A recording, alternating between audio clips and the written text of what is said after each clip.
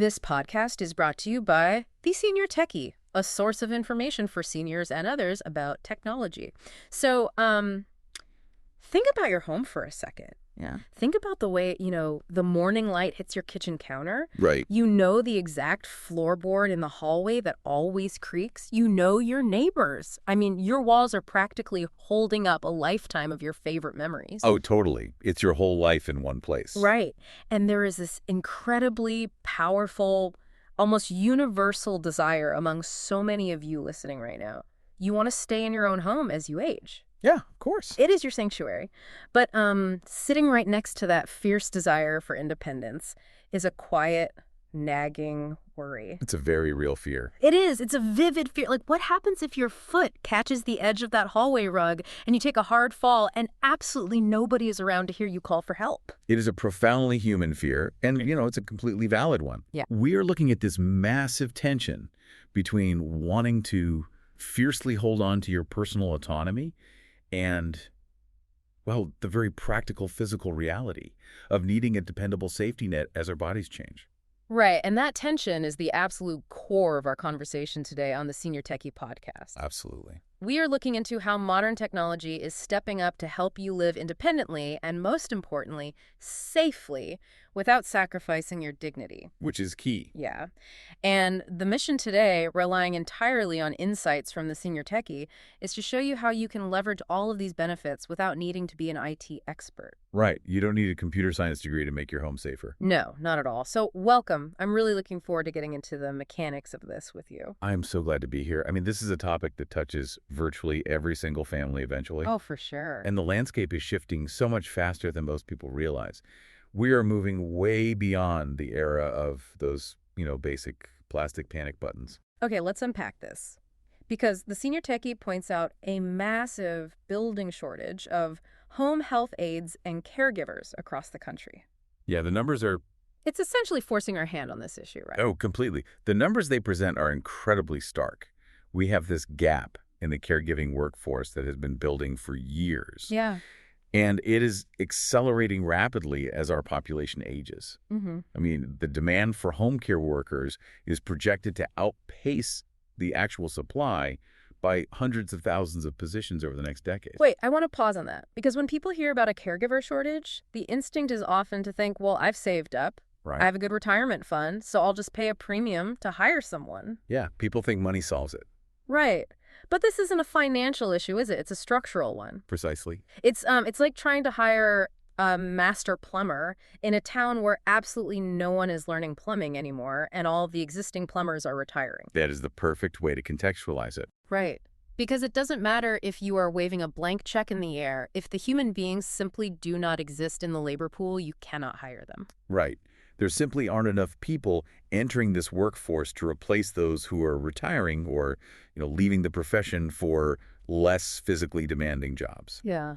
So if your long-term plan for aging in place is solely counting on being able to hire a human being to come check in on you daily, It might not work. that plan might simply collapse against reality. The human infrastructure just isn't there in the numbers we need to support the aging population. Which feels incredibly daunting. Like, if the humans aren't there to fill the vacuum, what happens? Right. And this is where the story pivots toward a solution. Because technology is stepping directly into that exact gap. Yes. Now let's establish a baseline here. And the Senior Techie articulates this beautifully. Technology does not and cannot replace human connection. No, of course not. A smart pill dispenser cannot hold your hand. It cannot notice if you're feeling a bit lonely. Right. It can't ask how your day was. Exactly. But what technology does remarkably well is handle the routine, repetitive monitoring. Yeah. It handles the constant data checking that usually eats up a vast majority of a human caregiver's time. Oh, I see. And the biggest benefit to you, the senior listening to this new wave of technology is designed to be entirely passive. Which is huge. It is. You do not need to know how to code. You don't need to constantly navigate complicated touch screens. Mm-hmm. And you don't have to change your daily habits to accommodate the machine. It just runs quietly in the background of your life. Exactly. That passive element is crucial. Let's look at the specific mechanisms of how this actually works, starting with fall detection. Okay. Because we all remember the old commercials with the clunky pendant you had to remember to press. Oh, yeah. I've fallen and I can't get up. Right. But the senior techie points out we're in a completely different era now with devices like the Apple Watch or um, dedicated modern medical alert systems. It's entirely different. But how do these devices actually know you fell, as opposed to, say, you just swinging your arm really fast to swat a fly? That is a great question about the mechanics. So these modern wearables are packed with tiny instruments called accelerometers and gyroscopes. Okay. They aren't just looking for movement. They are continuously measuring the g-force of your body and your spatial orientation. Wow. Yeah. And the algorithms have been trained on thousands of hours of data to recognize the specific physical signature of a dangerous fall. That knows the difference. Yes. They look for a sudden, severe drop in altitude, followed by a hard impact, followed immediately by a period of complete stillness. Oh, wow. Right. If the watch detects that specific sequence and you don't dismiss the alert on your wrist within a certain time frame, it automatically assumes you are incapacitated and calls for emergency help. No button pressing required at all. None. So it's looking for the stillness after the impact. That makes total sense. Yeah, it's really smart. Then there is medication management. I was looking at the systems the senior techie mentions, like Hero or Livy. Oh, those are great. Yeah, these aren't just plastic pill organizers with days of the week printed on them. Not at all. These are sophisticated, motorized, Wi-Fi connected appliances. Right. You load up a month's worth of bulk medications into different hoppers inside the machine. Just dump them all in. Pretty much. Yeah. Then you, or a family member, use a smartphone app to program your regimen. Okay. Then at the exact right time, the machine sorts the pills, drops the precise dose into a little cup, lights up, and chimes. That's amazing. And if you don't take the cup out within a designated window, it actively sends an alert to a family member saying a dose was missed. And considering medication adherence is one of the primary reasons older adults end up back in the hospital, taking the human error out of sorting 10 different pills is a massive leap forward. It really is a game changer. The senior techie also brings up remote patient monitoring. Devices tracking blood pressure, blood oxygen, weight, sending it straight to the doctor. Yeah, very common now. But the concept that really caught my attention was the use of smart home sensors. Specifically, a sensor on the refrigerator door. Yeah. At first glance, monitoring my fridge feels a bit silly. Like, why does my fridge need to be smart? It sounds unusual until you think about the psychology of daily routines. Right. Smart home sensors rely on passive infrared technology, similar to a basic motion detector or simple magnetic contact sensors on a door. Okay. They learn your passive daily patterns. Almost everyone opens their refrigerator by noon to get coffee creamer, breakfast, or a cold drink. True. If that specific door hasn't been opened by 12 p.m., it doesn't automatically mean you are lying on the floor in an emergency. Right. But it is a significant enough break in your normal biological routine to warrant a friendly, non-intrusive check-in call from a loved one.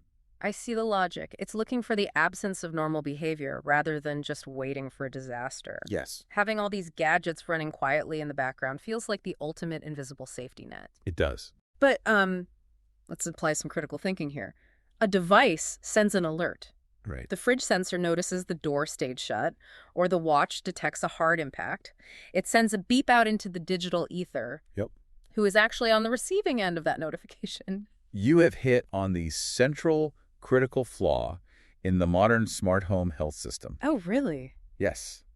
It is the elephant in the room that tech companies rarely mention when they're selling you these shiny monitoring packages. Oh, right, because once the alert fires, who gets it? The technology, as advanced as it is, does not watch itself. Right. Every single sensor, every smartwatch, every motorized medication dispenser we just talked about operates on a massive assumption. Which is? It assumes there is a highly responsive human being on the other end. Oh. Someone who sees the notification pop up on their phone, understands exactly what the medical context is, and has the immediate physical and emotional capacity to do something about it. And what the senior techie reveals about who that person usually is incredibly sobering. It really is. Because in the vast majority of families, we hand this monumental responsibility to an adult child. Yes. Think about your daughter or son. They might live an hour or more away. Yeah. They likely have a demanding full-time job. They might be managing teenagers of their own. Right. They are dealing with traffic, mortgages, and their own stress. They are already stretched totally thin. We've essentially taken a professional caregiver's job, wrapped it up in a smartphone app, handed it to an exhausted adult child, and called it a solution. Spot on. It is putting a high-tech Band-Aid on a very complex human reality. Yeah. And this dynamic inevitably leads to a highly documented clinical issue called alert fatigue. Alert fatigue. Yes, this is not just a casual tech buzzword. Alert fatigue is a thoroughly researched psychological phenomenon that plagues even professional, highly trained nurses in hospital intensive care units. Wow. And it doesn't just magically disappear because the monitoring moved from a hospital ward to your daughter's iPhone. So how does the psychology of alert fatigue actually break down a family safety net? Well, the human brain's amygdala, which processes threats and alarms, is not designed to be in a constant state of high alert. Okay. Let's look at the timeline this senior techie lays out. Yeah. Let's say your son sets up all these brilliant devices for you. Right. During week 1, he's hypervigilant. He checks every single alert immediately. Sure. His phone buzzes in his pocket during a meeting. His heart rate spikes. He looks. Because it's new. Exactly. But fast forward to week 3. The pill dispenser sends a non-critical low-battery ping at 2 a.m. Ugh. The smartwatch sends a notification that you simply took off your watch to charge it while you shower. Right. The motion sensor alerts him that the cat walked through the living room. Oh, man. The brain becomes desensitized to the stimulus. It just becomes exhausting noise. Here's where it gets really interesting, though, because the danger isn't just that the family member gets annoyed or tired. Right. The danger is that the fatigue physically changes how they interact with the system, which makes the whole safety net fail. That is the crucial point. Yeah. Because the brain is overwhelmed, it starts aggressively filtering out the notifications as background noise, just for self-preservation. Yeah. Your son starts muting the apps so he can get a full night's sleep. Which you can't blame him for. No, of course not. He starts instinctively swiping away the notifications on his lock screen without actually reading the text. Right. And that is exactly when they start missing the things that actually matter. Oh, no. The critical alert, a genuine fall, or a missed heart medication gets completely lost in a sea of low battery warnings and Wi-Fi disconnect notices. It's just too much data. It is the classic boy who cried wolf syndrome, automated. So, if a family is listening to this right now and nodding along because they are currently drowning in these notifications, how do we fix the system? Right. Because the senior techie does offer actionable structural advice to combat this fatigue. Yes, there are immediate practical steps families can take to regain control. First, consolidate the alerts. Try to use systems and hubs that feed data into one single dashboard app rather than getting separate, competing notifications from 5 different proprietary apps. Yeah. It dramatically reduces the cognitive load on the person monitoring. Because having the fridge app, the pill app, and the watch app all fighting for screen time on a phone sounds like a nightmare. Consolidating makes sense. Second, you must set priority levels. Yeah. You have to dive into the settings and configure the system so that a severe alert like a heart fall detection bypasses the phone's do not disturb setting Yeah. and literally rings an alarm to wake someone up at night. Right.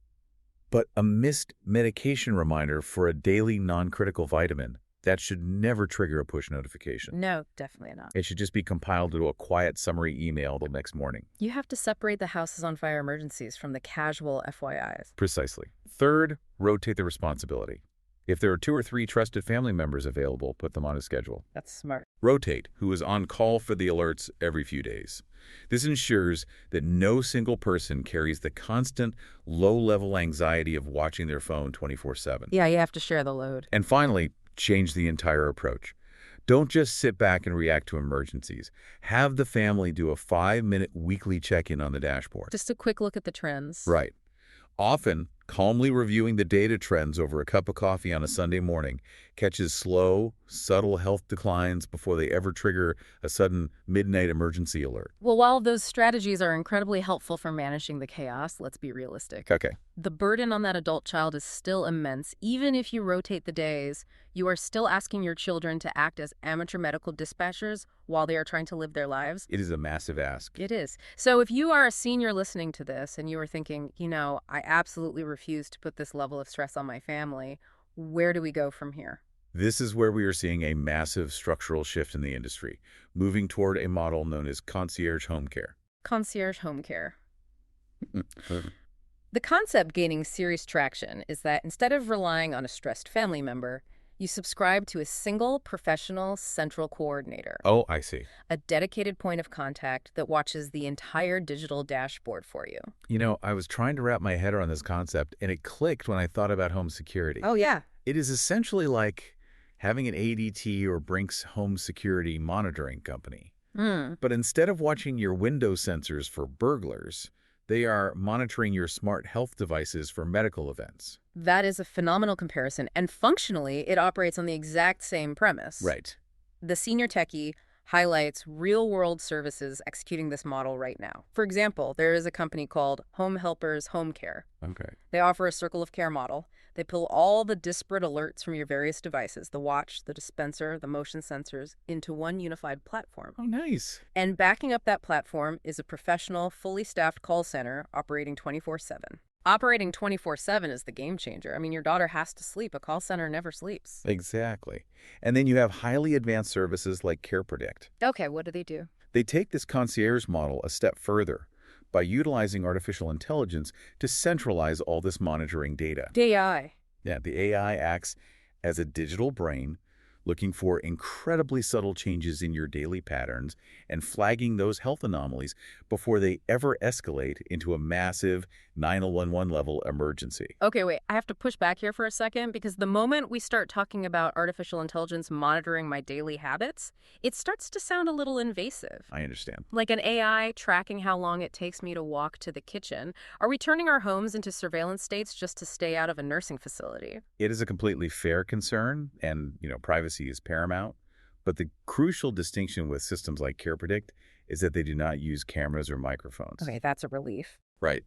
There is no one watching a video feed of you in your pajamas. It relies entirely on passive data movement algorithms, door sensors, and location tracking within the house. Got it. It preserves your visual privacy and dignity while still gathering the necessary health metrics. Okay, that makes it much more palatable. No cameras, just data points. So how does the AI actually use those data points to predict a health issue?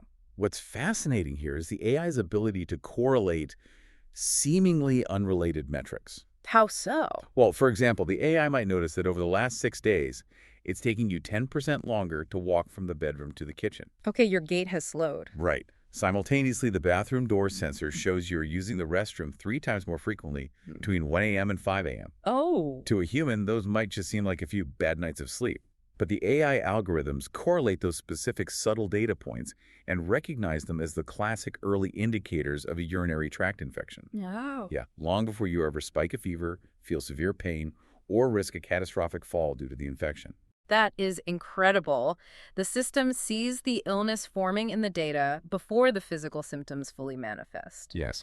And this highlights the ultimate benefit to you, the senior. A human coordinator at one of these concierge services gets to know your data baseline. They manage the AI alerts. They know your devices. They know exactly who to call and when. Right. And most importantly, it takes all that heavy, terrifying pressure completely off your family's shoulders. Exactly. You no longer have to train your daughter to interpret a blood oxygen trend over a 30-day period.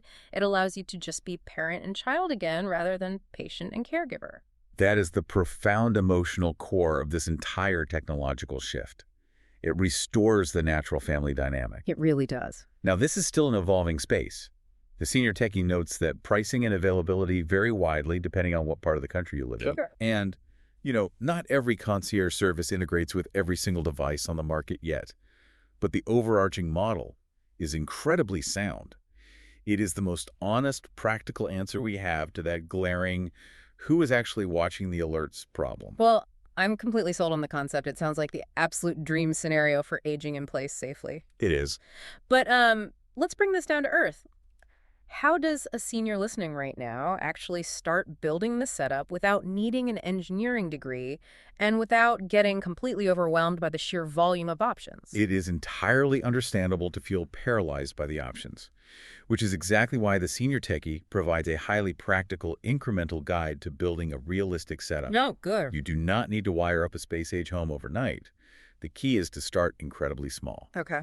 Pick just 1 or 2 core devices to address your single biggest worry. Makes sense. If your primary fear is tripping on the porch stairs, focus entirely on getting a reliable fall detection wearable. If your biggest worry is remembering the complex new heart medication your doctor just prescribed, start with a smart medication manager.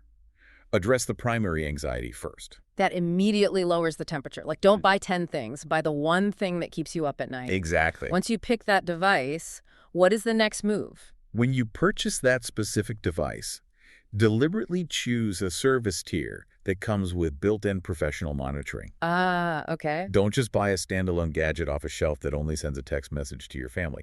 Choose the option that actively connects to a professional monitoring center right out of the box. Because that solves the alert fatigue problem before it even starts. Yes, exactly. Yeah. Once that is set up, you need to have a very clear, boundaried conversation with your family. Okay.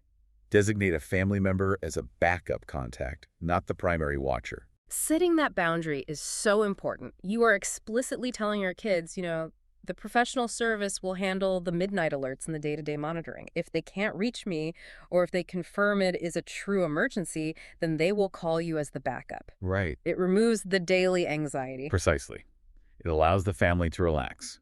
And the final recommendation is to revisit your setup every 6 months. Okay, why 6 months? Your personal health needs will change, and the technology itself advances incredibly fast.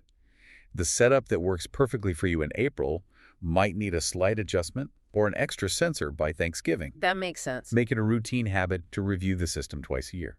That is a very grounded, manageable approach. Yeah. But we do need to talk about the financials because we have to live in reality. Yes, we do. According to the Senior Techie, these professional monitoring plans that cover multiple devices and offer that call center support typically run anywhere from $40 to $80 a month, depending on the service tier you choose. Mm-hmm. That is real money for someone on a fixed income, but, compared to a part-time aide, it's a fraction of the cost. Spot on. The economic value is undeniable. And unlike an aide, a monitoring center never calls in sick. Right, they don't get the flu. No, and they never get stuck in a traffic jam on the way to your house. It provides a level of relentless consistency that human care simply cannot guarantee, especially during a massive national workforce shortage. Yeah. The Senior Techie makes an unequivocal point here. Yeah. The national caregiver shortage isn't a temporary blip. It isn't going away. It's just reality now. Right. But the technology industry is finally building real structural infrastructure around that reality instead of just selling you an isolated gadget and wishing you luck. Yes. We're transitioning from handing seniors a tool to giving them an entire invisible team. And that profound transition is what will actually empower people to stay in their beloved homes safely for much, much longer. Yeah. It brings a profound peace of mind not just to the senior living alone, but to their entire extended family network. It truly changes the landscape of aging. But before we go, we want to leave you with a thought that stretches a bit beyond the practical tips we've discussed today. Yes, the source material asks a very direct question. Okay. Do you currently have one specific person who has explicitly agreed to be your point of contact if a health alert fires? Or is that still an uncomfortable conversation you have been avoiding? That's a big question. It is. But beyond that practical step, think about how this technology is fundamentally changing the definition of our homes. Oh, interesting. If our floorboards, our refrigerators, and our watches are constantly taking our pulse and analyzing our gait, our homes are essentially transforming into invisible, highly personalized hospitals. Wow, yeah. How does that change the way we view our personal sanctuary? Does it make us feel more secure? Or does it change the very nature of what it means to be home? That is a fascinating philosophical shift to ponder as we invite more of this tech into our most private spaces. It really is. Talk to your family about these tools before the emergency happens and think about how you want your sanctuary to support you. Thank you so much for joining us and exploring this landscape today. This podcast was brought to you by The Senior Techie. It's available on Apple Podcasts, YouTube, and Spotify. If you'd like to receive their free newsletters, you can subscribe by going to subscribe.theseniortechie.com.